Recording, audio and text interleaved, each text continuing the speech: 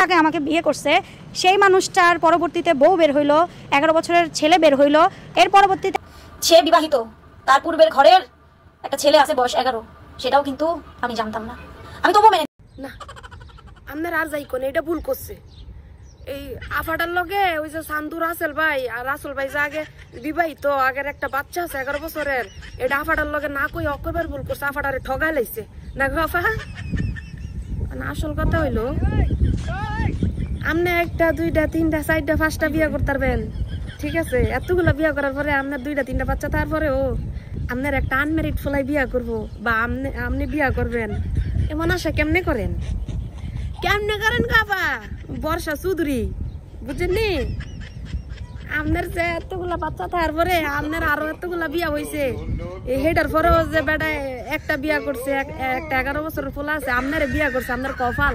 আপনার একটা ভালো হইতে পারে না, 2টা ভালো হইতে পারে না, 3টা ভালো হইতে পারে না, 4টা 5টা ভালো হইতে পারে না, আপনার বিয়ার সিরিয়াল লাগাই দিচ্ছেন।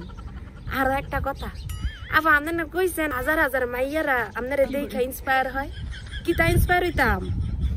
আপনি মনে করেন যে আপনার সময় বালা থাকলে, আপনার কুতকুতি থাকলে, আপনি এই যে সাজুগুজু করি মিডিয়াতে চলাফেরা করেন, আর আজগাও পিছনে ঘন্টি বাচ্চা দেখা আপনি যে মুখ ঘুরিয়ে করে হুজুর সাজ্জাই বিচার দিতেছেন মানুষের সামনে কান্দা কান্দা।